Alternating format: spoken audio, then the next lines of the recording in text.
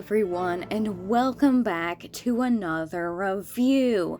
Today we're looking at the highly sought after Jurassic World Hammond Collection Spinosaurus. Let's just say it was not easy getting one of these. I mean, kind of. They basically, long story short, were not in stock in any of the Targets nearby, so I had to wait till the end of the month to actually find one singular Spinosaurus in stock, and it was like 2 hours away. But yeah, it was ridiculous. Apparently everyone wants one of these. That or the Targets near me just didn't get like very many and they sold out instantly. I don't know. Yeah, that was a thing. But anyways, let's take a look at the box. Overall, the box is very similar to what the original Hammond Collection box looks like, but it's a little bit different because if you have eyeballs and you're not colorblind, you'll notice something very different. Yeah, that's right. The background is not orange. It's blue. And I'm gonna be honest, I prefer the blue over the gold. Also, something else that's cool, there's artwork on this packaging, which I didn't even notice at first, but it is very cool to see artwork featured on the packaging, because I'm pretty sure before we didn't see this. It was just like a picture or like a render of the actual figure itself. So, you know, that's nice and all. It shows you the actual figure, but you can kind of already see it in the packaging, so what's really the point? So I think this little artwork over here is really nice, and it looks really cool as well. But besides that, there's not really anything else new other than the True FX logo up there. Wow, none of that false FX they were using before. But if we turn the box around, we can see Spinosauruses. Wow, shocking, I know. But yeah, you can see like it's demonstrating its articulation and I guess all that stuff. It's also showing you its eye up close, because they always have to zoom in on the eye. You have to show how nice it looks, even though it doesn't look nearly that nice in person. And of course, you can't not have the True FX down there. Premium details for enhanced realism. Wow. I honestly, I don't understand what the whole True FX thing is. I know they're trying to make things look as screen accurate as they can, but weren't they doing that before? The Giganotosaurus is pretty screen accurate. What makes that one different than this one? I don't know. But you also have a Jurassic Park 3 logo down there in the corner, of course. You have some stuff. You always love some stuff. And of course, at the top, you got the Hammond Collection logo. If you turn it to the side, you have a screenshot from Jurassic Park 3 there, and more stuff. Well, here it is, the Spinosaurus itself. And, I mean, just looking at it, it looks amazing. I can definitely tell why people want one so bad. Not only because Spinosaurus is a very popular dinosaur in the Jurassic franchise, but it also just looks really cool. So I guess let's just go ahead and, go over the sculpt and everything. So, sculpt-wise, it's, pretty screen accurate. Probably the best you're gonna get from Mattel. The feet are a decent size. The tail is a pretty decent length. There's not really any complaints I have with the sculpt. The paintwork. Now, the paintwork is amazing. Now, I thought the Giganotosaurus was really good, and it is. It's really good. But the paintwork on the Giganotosaurus is a little bit different, because there's not very many colors on it. There's a nice variation of it, and it's applied really well. But this figure has so much color to it. It's just all different colors. You've got the reds, you've got the white, you've got the kind of a peachy orange on the sail, you've got blue, you've got even a different color of orange. And you have all this. You even have brown dry brushes and even a wash. I actually don't think I've ever seen Mattel do a wash before, but you can clearly see on the top of the head there, it does have a wash, just a little very specific spots on its head where it is washed, and I think it makes it look really nice. It just overall, the way the paint is applied is really, really good, and the colors are really good. Now for screen accuracy, there are some areas of this figure where I think it could have been done better. The sail, I know a lot of people were complaining that it doesn't have enough blue on it. It doesn't have those blue patterns you see sort of all around the sail, which is a little disappointing, but really, for what you're getting, I think it's fine that it doesn't have a few spots of blue on it. Because it does have blue, it's just underneath a bunch of dry brushings, and it's not those patterns, but it kind of makes up for it. It's the rest of the paintwork is amazing. You could always paint it yourself if you were that upset about it, but I'm not. No, I thought it was going to be worse. I didn't even know it had blue on it. From the pictures I saw, the promotional images and everything, to me it looked like there wasn't any blue on it at all. It just kind of looked whitish gray. But yeah, in person, it definitely has some very light sky blue on the, like, painted under everything. Like, it's probably one of the first coats of paint, and it has some dry brushes over it. But you can definitely tell there's blue under there. But the patterns on it are really good. There's got all the white stripes all throughout the body. You even have some brown paint, like, airbrushed on the leg, which looks really nice, especially with that white stripe on top of that. The head looks amazing. It has dry brushes, it has washes, it has all the patterns on it, and it's got these little speckles all over it, which looks really cool. The eye, I guess I should mention, the eye on this figure actually looks a lot better than the other Hammond Collection figures, but I think that's largely due to the fact that the eye is just bigger overall on the Spinosaurus than, like, say, the Giganotosaurus. So it lets in more light, and that way it kind of shows off the eye better. So I don't know if they've actually really, like, improved anything, or just it's the fact that the eye is bigger itself. I don't know, but it does look better. I will give them that. Something I did notice, though, is I didn't even notice this until after I got it out and, like, was really looking at it for a while, but one of the eyes isn't painted very good. It's painted, like, you can see it, but it's a lot more faint than the one on the other side. The claws are painted. The dew claw, however, is not painted, which both the big theropods we've had before, the Giganotosaurus and the T-Rex, they both had their dew claws painted. Why did you skip out on the Spinosaurus? It's like $15 more than the Giganotosaurus, and it has all this nice paintwork. I really feel like it wouldn't raise the cost that much if you just painted 2 more claws. Really, Mattel? Why? That pretty much goes over the paintwork and everything. As for, like, movie accuracy, in the movie it's a lot more dull, I think. But, I mean, pretty much for like an actual figure, this is good. It doesn't need to be as dull, and plus, it looks nicer when it's nice and brightly colored.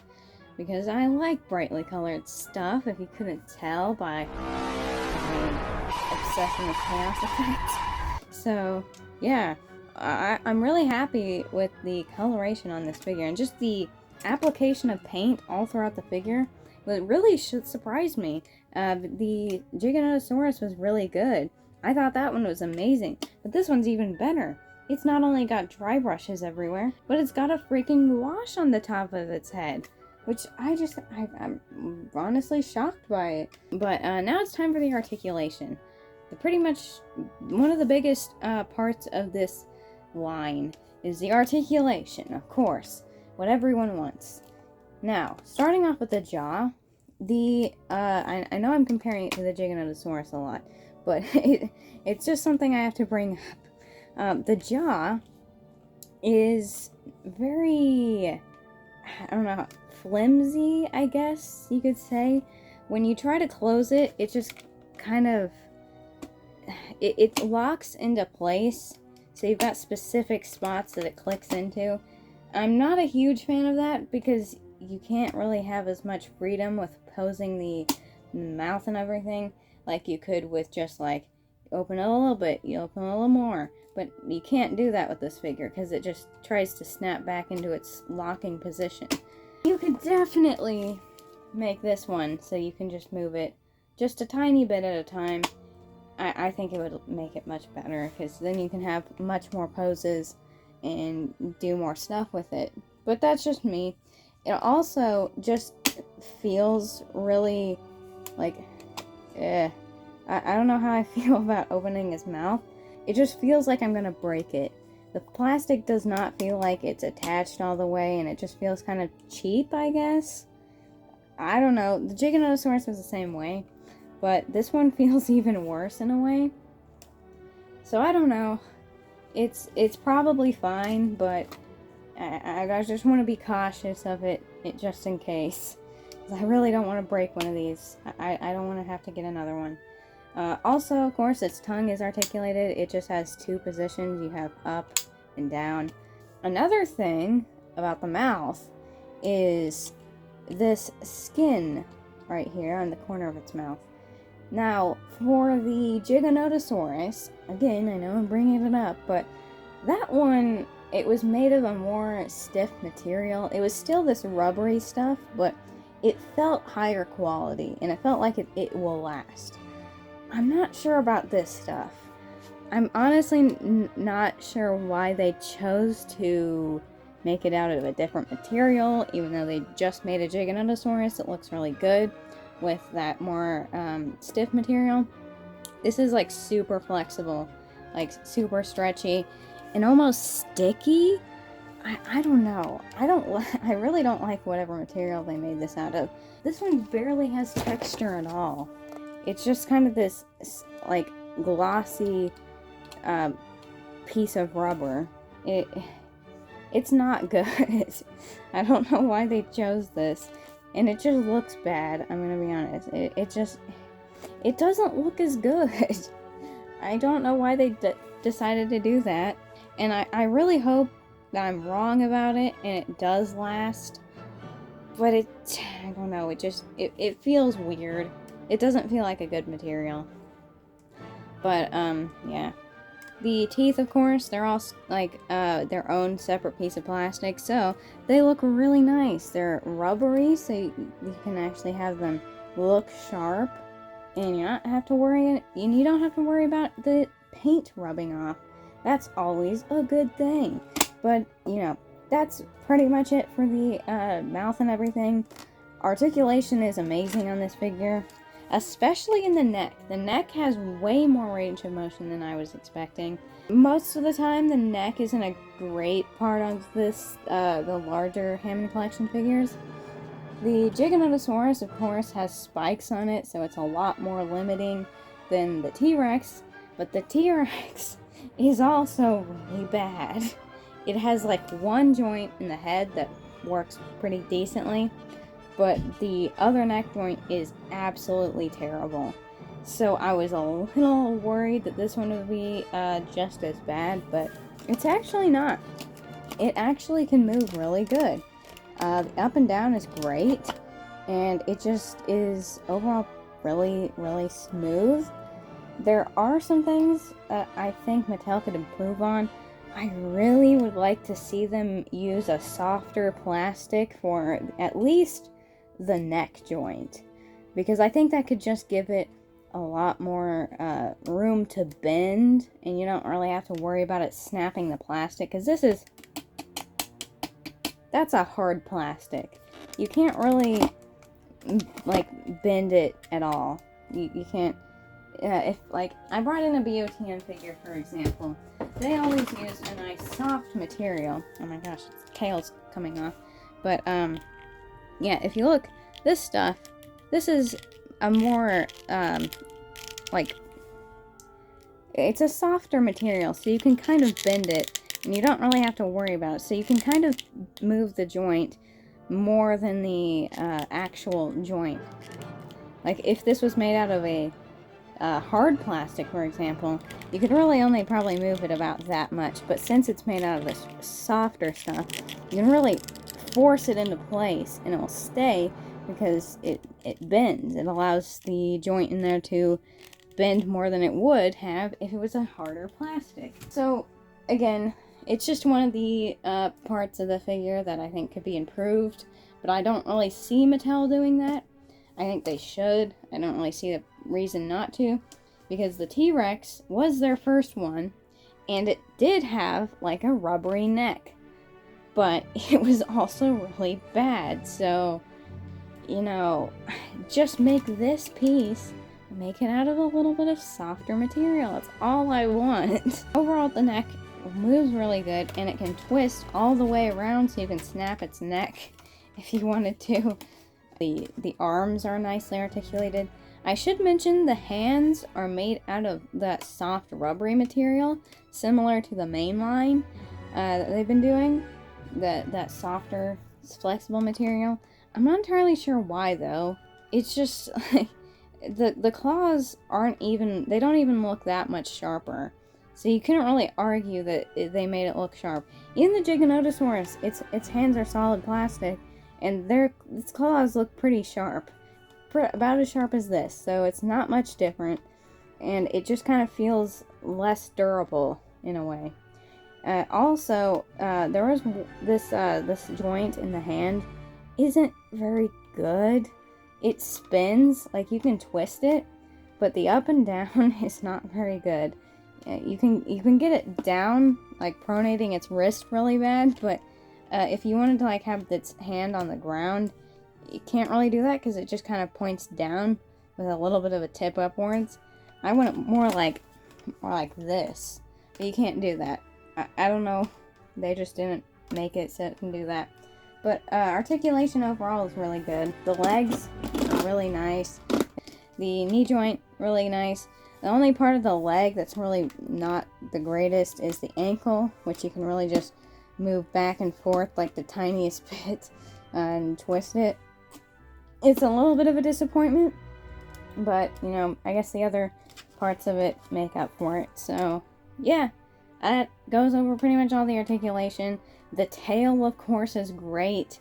You heard me just how much I love the tail on the Giganotosaurus review. It just feels so nice. And, of course, they did it again with this figure. It's just got such a nice feel to it. I feel like this would be really good for stop motion as well. You can just move it the tiniest little bit and it stays in place. And it feels so satisfying to move. Alright, now it's time for the size comparisons. And I thought it would be fun to bring in possibly one of the worst, if not the worst, Spinosaurus figure from the entire Jurassic World toy line. Jurassic Park toy line, any of it. So, this isn't the worst. I do have the worst, but I'm not digging it out. Here is the Hasbro Spinosaurus. It looks awful. The paint on it looks really cool. I love the coloration on this little monstrosity, but this model is horrible compared to this. Look at it. Look at this ridiculous little gremlin that this is. It is disgusting, especially compared with this masterpiece of a Spinosaurus that this thing is. Also, why is it so tiny? Why didn't Hasbro had no sense of scale? And of course, we also have one of the mainline Spinosauruses. Also, that joint is super squeaky. I'm gonna be honest, I didn't realize how weirdly proportioned the mainline Spinosauruses are. Why does its sail so, like, short? I didn't realize how short its sail was. That's kind of weird. Also, of course, its feet are massive. And its tail is short, but, like, it's, like, a lot different. A lot more different than I thought it was. But, yeah. It's actually a little bit smaller. I thought they were going to be about the same size, but the Hammond Collection version is definitely taller. Maybe it's just because it's, like, this one's squatting down a little bit. I don't know, but, yeah, there they are. And since I mentioned it so much, I should probably bring in the Giganotosaurus, the Hammond collection version, obviously, and show their sizes, because they're about the same, but the Giganotosaurus is actually longer because its tail is super long, but this one's tail, obviously, they kind of look the same size, but trust me, the Giganotosaurus is like a few inches longer. But of course the Spino is definitely taller because of its sail. And of course, we couldn't not bring in the Hammond collection T-Rex because, ew. There they are together. And of course, no size comparison would be complete without, you guessed it, a Mattel Pyroraptor. Yeah, that's right, I thought I would switch it up this video.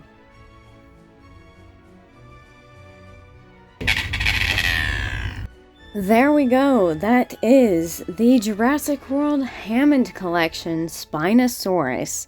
And I cannot stress how much I love this figure. There are, of course, my complaints, but I think overall it's a really good figure.